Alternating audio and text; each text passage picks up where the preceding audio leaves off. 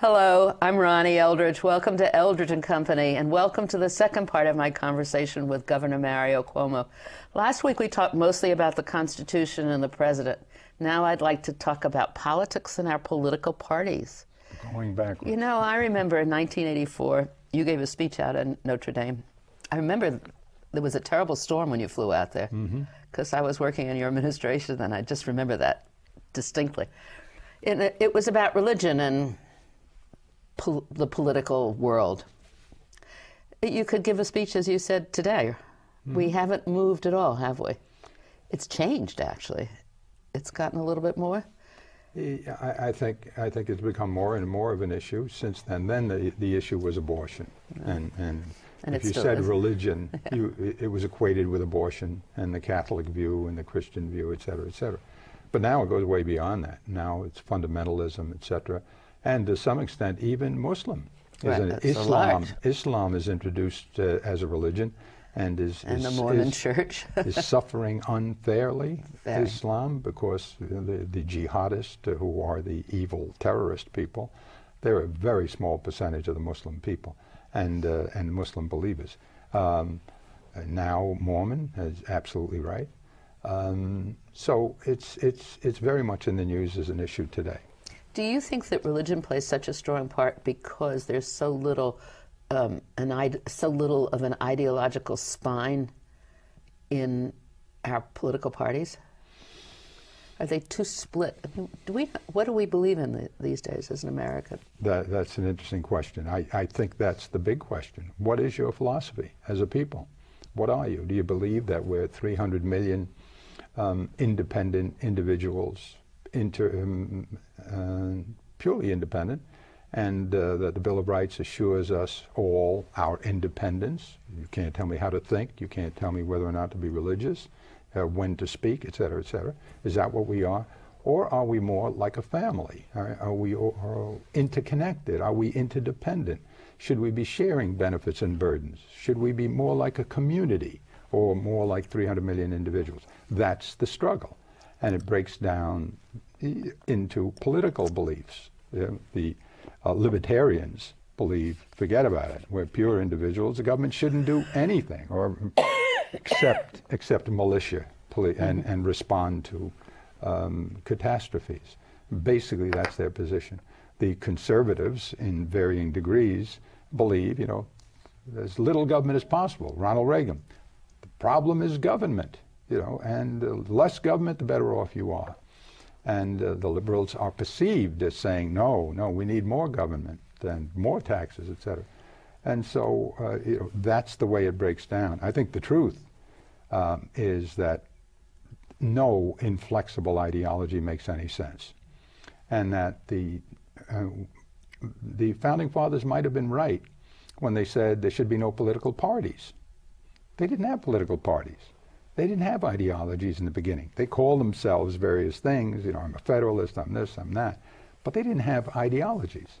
They knew what they didn't want, they were against. And so, and it's very interesting, the word ideology is interesting. If you look at the American dictionaries, they say ideology, basic principles that are the foundation of certain political and economic systems, period. If you look at the Oxford, it says that, but then it adds, which people hold despite events, which means you never change your mind about the rule. You say, for example, tax increases are bad, no matter what. And so every tax increase, even if it's only on the Gateses of the world, and even if it's necessary to fight a war, would be bad. And that's ridiculous. And so none of the ideologies are worth anything if they're inflexible. And then where should we be? Well, we should be where Franklin Roosevelt wound up and where Lincoln would have put us in the beginning. And his definition of what government is, we should all be taught this in the early grades and be required to recite it once a week, especially when we're going to vote. He said, government is the coming together of people to do for one another collectively what they could not do as well or at all privately. No, this is Lincoln, Abraham Lincoln. Yeah. Now, this is 1830 or 40, he says this, you know. But let's analyze that. What is government then? Well, here's your philosophy. Government is a coming together of people, great, collectivity, to do for one another. Okay, so we're trying to help one another, right? Yeah, 13 colonies. The Articles of Confederation didn't work. We were too separate. Now we're getting together so we can help, or the village or the nation. Okay, so that's collectivity. We want to help ourselves. How? Well, get together to do for one another collectively what they could not do as well or at all privately. Listen, if you can educate your kids by yourself, don't come to me to put money in a pot to educate them. And if you can take care of your sick grandmother without help, don't come to me. And now, with an army, we should all put money into the pot to get somebody to protect us all. Great. But with everything else, let's do it an issue at a time.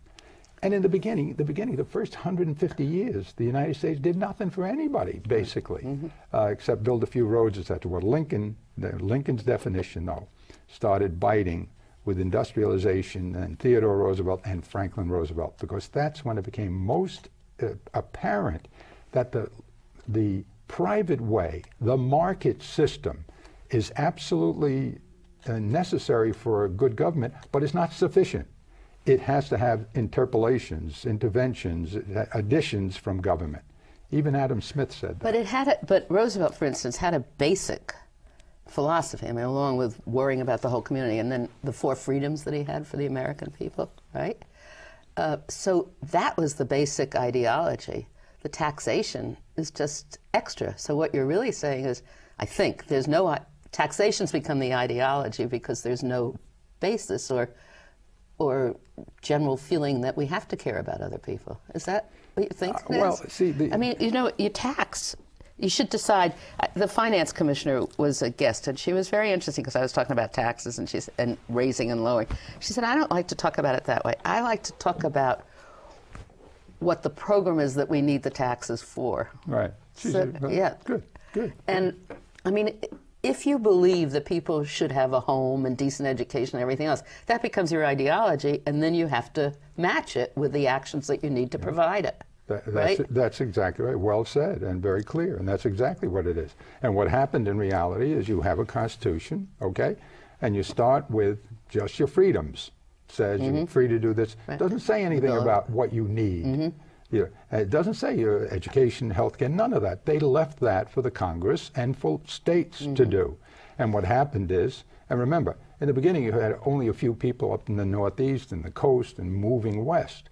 As you filled out the space between the Atlantic and the Pacific and you covered it with people and industrialization came along, the world changed and the realities changed. Now you had all kinds of problems that you didn't have when you started. And so the Constitution was not sufficient, and you had to start adding laws. And the law's most dramatic explosion was with Roosevelt. Why? Because of the Depression.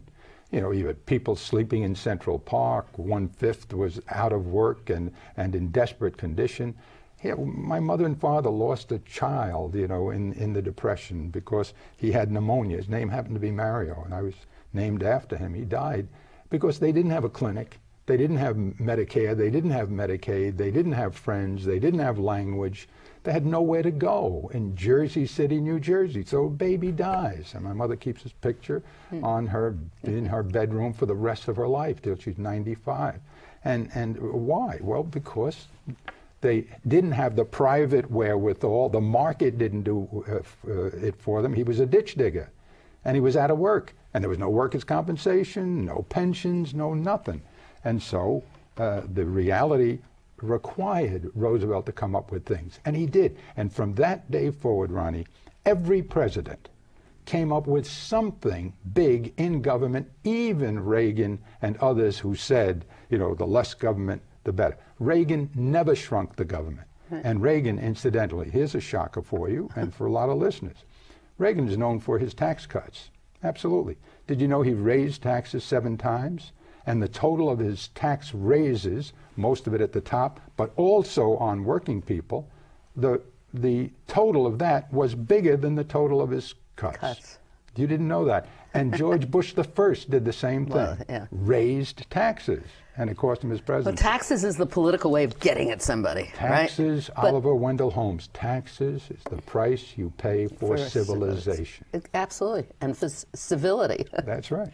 But the parties used to have, I mean, I remember when platform fights were vicious and passionate about the platform of the Democratic Party.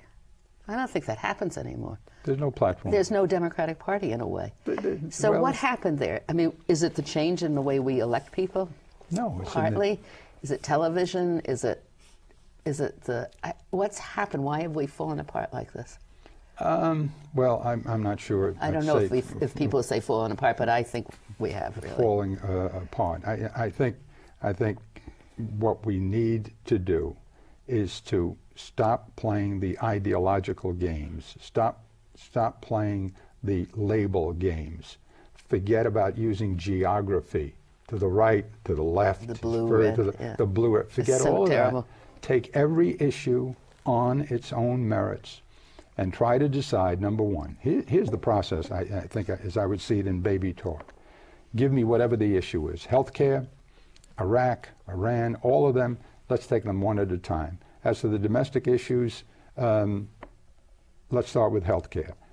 If the market system can get those 47 million people who aren't covered now, and this Medicare system that may go broke if you don't do something, if the market can take care of that, if you can figure out how the market can take care of that and still make it available to poor people and middle-class struggling people, and you could be making $175,000 in Manhattan and be struggling. Yeah, right, absolutely. You know, if you can do it that way, terrific. But if you can't, government has to come up with a solution. Now, and that's the argument. Bush and the Bush before him and Reagan all said that, well, the way to do Social Security is to use the private investment market. Forget about that. You see every day what can happen to your investments. And so that's the first question. Do you need government? And then if you need government, well, to what extent do you have to tax?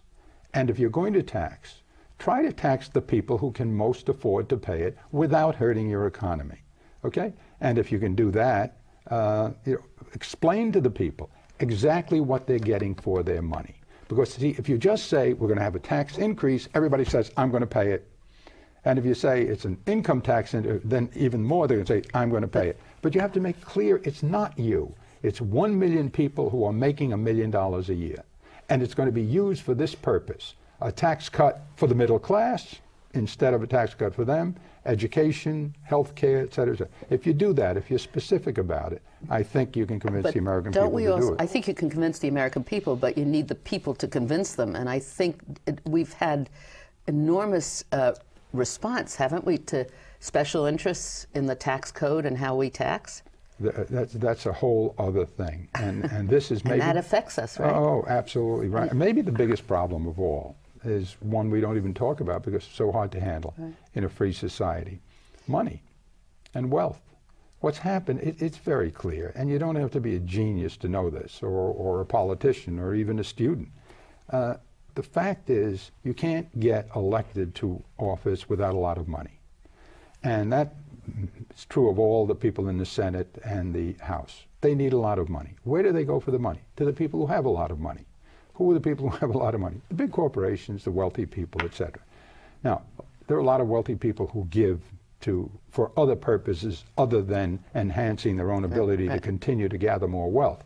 But the corporations, by their nature, are required to protect their interests, right? They must. Their obligation is to take care of their shareholders by making a lot of money. That's their obligation. And so when they give a lot of money, they expect to get something for it. And that, because we're human beings, that is effective in terms of what kind of legislation you get. What killed the health care program when Hillary tried it the first time with Bill Clinton? The insurance companies. Everybody knows that. What about hedge funds? That's not a public corporation.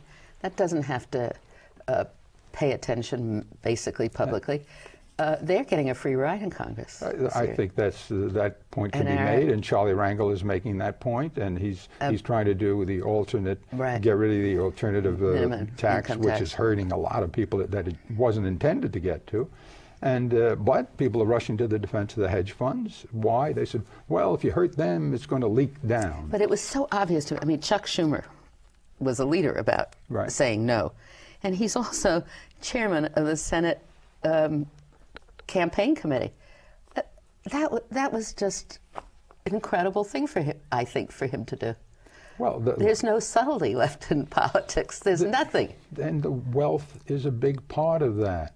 Look, if everybody, this is not going to happen, but if you had a system where nobody could make a campaign contribution, nobody can make it. It's a new kind of democracy. You cannot contribute to a campaign.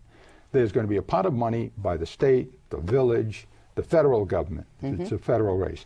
And we'll have a pot of money. And we'll decide what you have to be a qualified candidate. Then we're going to give you money out of the pot. And we'll give you time on television. That's all. If you did airwaves, it'd be a whole different world. Whole different world. But we'll never do it because it's legislation that we depend on the people who have the money. The people in charge are the people with the most wealth.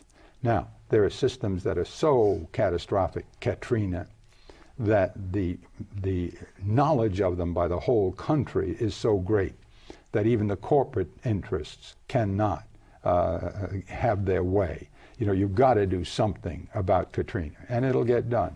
You have Iraq. The corporate interests aren't great enough. Well, let me hold on that, because there are corporate interests in Iraq.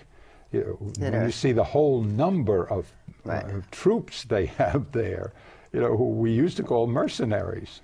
It's so incredible. It's amazing. And they're doing it with very little supervision.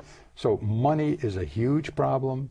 It's a corrupting influence. We all want it. A lot of us work very hard and very honestly to get it. And a lot of us become Lee Iacocca, God bless him.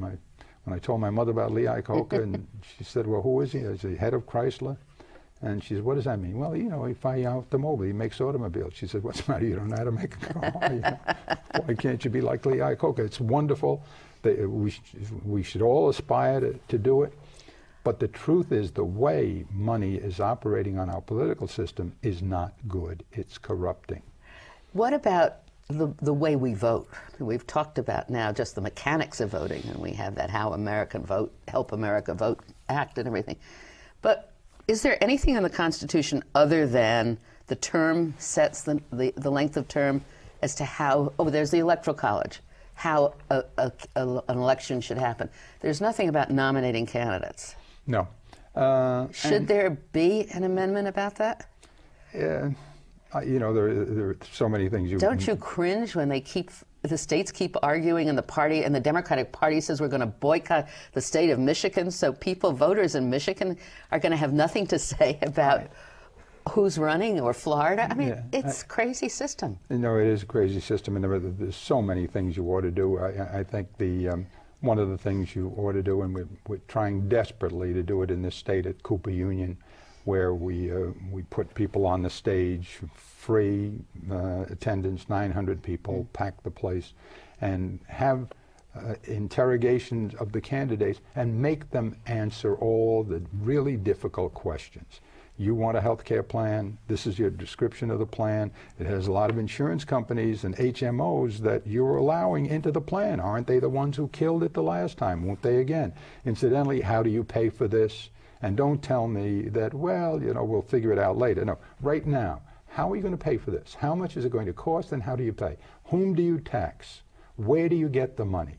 And please be specific with me. They won't answer those questions for the most part. Why not? Because these are big issues, and an issue is by its nature contentious, and that means there are two sides, and that means if you take one side, you lose the other side.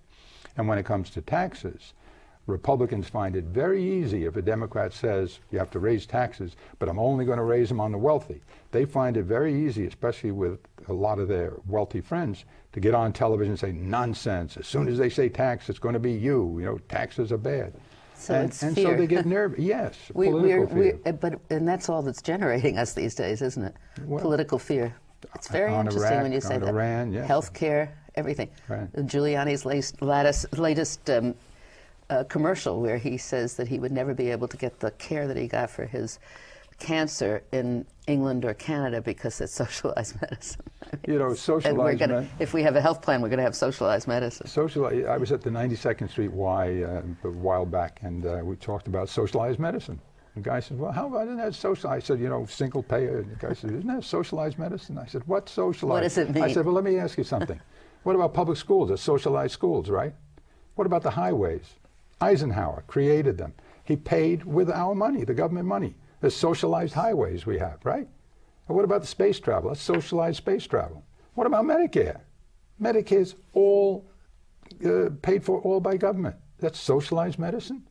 You know, a woman came up to a candidate. This is a great story Paul Krugman of the Times tells. A woman came up to this candidate and says, be sure you keep the government out of Medicare. Because she loves her Medicare, but that's socialized. And these things, and so for Rudy Giuliani, what about the police? Socialized military forces, It's all these words that come out that they're going to frighten you. But the candidates, I mean, why don't candidates understand that people really want straight talk? And I think they really do. The candidates know they want straight talk. Yeah, but they don't. But they're afraid to deliver it on some subjects. Can you be honest and be a political candidate? Certainly. And you can even win once in a while. I mean, I was... well, you certainly did it with the death penalty. Well, I did it with more than that. Yeah, the most... I don't mean to. No. I mean, the one issue that was much bigger than the death penalty, believe it or not, was seatbelts. Nobody wanted seatbelts. We did the first seatbelt law in 1985 in the country. And after that, every state except New Hampshire, live free or die, instead of just New Hampshire, everyone adopted it. But my state hated it. And on the night I signed it, somebody came in and said, you know, this was 85, and so we didn't have polls and internet and stuff. And he said, if you take the phone calls and the messages, it was something like 3,211 against and 154, you know, the seatbelt law. Why? Well, because New York State and most places, you know, most people don't like being told, especially not you're going to strap me into a car and you're telling me I must do it for whatever discomfort. Also, they were worried that, my God, if I have an accident, I won't be able to get out. They said there were all sorts of concerns. I was in an accident. I would have died if I hadn't had the seatbelt on. Yeah, well, it's true. There are many stories like that. And so the truth is, you can survive. You can survive some judgments if overall what you're doing for people they regard as, you know, reasonably intelligent and fair. But it's hard with two parties and with so many candidates. If you come out and you're straightforward, you get so attacked by other candidates even before you're there. I mean, we're going through such it's like a prize fight. You know, there are debates and the political commentators get on and he did well and he didn't do well or she did this and everything. What's happened to our politics? But Ronnie, that's worse when you have debates that only give you a minute and a half to answer, because that requires you to be simplistic or attempts you to be simplistic. And at the very least, it leaves out nuances and it makes it very hard to be intelligent about the discussion. You want to talk about abortion, right? The real question in abortion and stem cells is, does human life begin at conception? That's the real question. What is conception? Number two, what is human life? I mean, all the cells have life. They have life, but when is it human? How do you define human? And then, you know, at what stage? And so the technicalities are daunting. There are too many technicalities. I mean, there's a very straight answer as far as I'm concerned for abortion. A fetus is a fetus. It's dependent on the mother body until it comes out. And therefore, the mother should be able to decide the woman should be able to decide what she's going to do. As far as I can tell, it's none of anybody's business. As far as I can tell, that's the Hebrew law was, and what it said basically was, look, having life is a good thing, and the woman should not abort it except with good reason, which she should decide upon, with the help of counsel and her rabbi, etc., and a good will, which means objectivity. And as it gets closer to the 9th month, then you need better reason. But never at any point does it say this is human life and cannot be touched. What do you think is going to happen in the Supreme Court now that we have 5 conservative Catholics? I don't like to distinguish this way, but I don't think the new appointees ever stated when they were having their confirmation hearings the difference between their faith and the law, did they? Yeah, I think they have to when they take the oath. Yeah. And I think Roberts took care of it in his very first answer. As I know because I was talking to certain senators on the Democratic side about how to question them about religion. Right. And he anticipated all of that. I think he knew the conversations were going on. And he started by saying, look, I'm a Roman Catholic, but I have to take an oath. And my oath is to pay respect to the Constitution of the United States of America. And that will come before my any other obligation, including my obligation as a Catholic. And so he made clear what Kennedy said and what many of us have said over the years, that as a public official, our obligation is to do what's right by the law that governs the whole plurality of people, you know, with all of their differences. And for you to have to be an observant Jew, that's for you as a Jew. And for me to be an observant Catholic, if I want to belong to the club, I have to live by certain rules. But I shouldn't be in a position where my intent is to make you a Catholic and make you live as a Catholic when I'm the governor. And that was my argument at Notre Dame. I'm sorry to say that we've come to the end. I wish we could come for another program, but thank you very much, Mario Cuomo, and I look forward to hearing and reading more of your interpretations and stuff in the Constitution. I think it's because we've gotten older and we don't have civics in the high schools anymore, but we remember the past. Yeah, no, well, you know, we should pay more attention to that. We should be doing better job of educating ourselves. We've become the elders in our society, right? Yeah, right. All right. Thank you. Thank you, Ronnie.